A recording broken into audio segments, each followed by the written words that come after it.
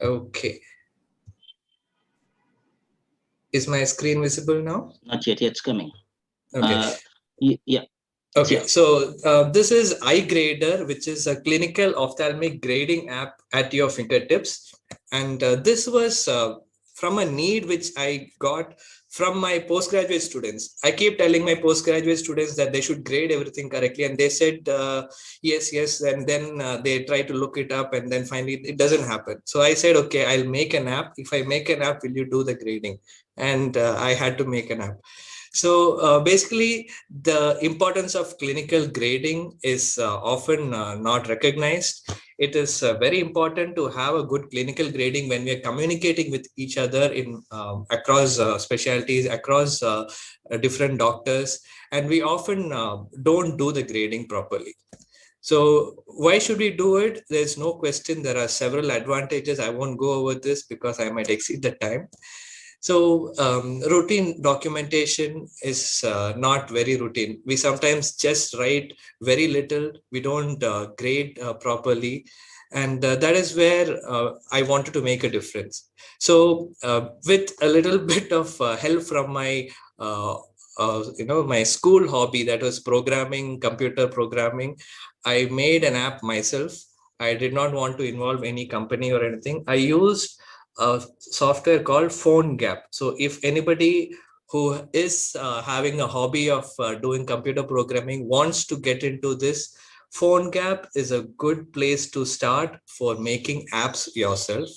If you want to make complicated app, please go ahead and get an engineering team and software development team. But if you want to make it yourself, this is what I did.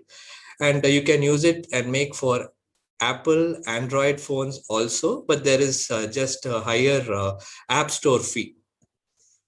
And this app I made in, I think, July, 2019, when I was in Little Flower Hospital, because the PGs there wanted it. And by October 2020, last time I checked, it had around 3,000 downloads from 80 countries. And now it is even more.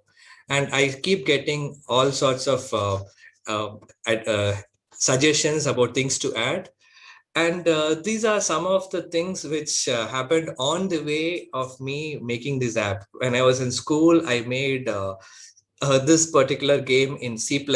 Even before this, I made something in QBasic. And then when I was in MPPS, I made a period of gestation calculation tool. And then I made several ophthalmic apps, including one during internship, because one of the postgraduates wanted an SIA calculator and the one they had did not work. So this is how the hobby becomes, something which you can connect into the profession. I'll just go over the app quickly. Open the Google Play Store and search for IC, iDoctor, Dr. John's app.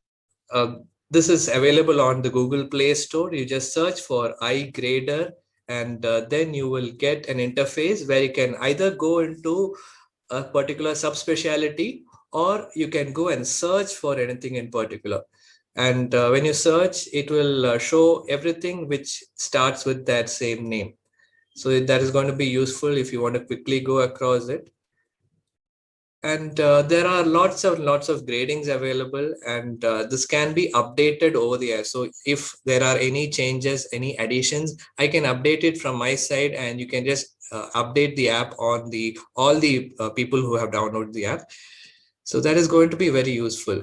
And I just want to say that use of grading scales improves the standard of record keeping, and this is important in the medical legal standpoint.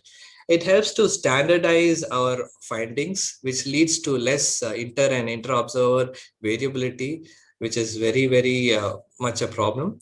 And it's very relevant when multiple clinicians are involved in patient care. In a big institute, in a postgraduate resident training institute, this is going to be very important. So, yeah. I would like to just thank all the institutes which have molded me into what I am. Thank you. Thank you, John. Anyone of the panelists would like to make a comment? Thiru, would you like to make a comment over here?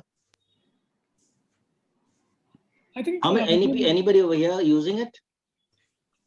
iGrader. Anyone?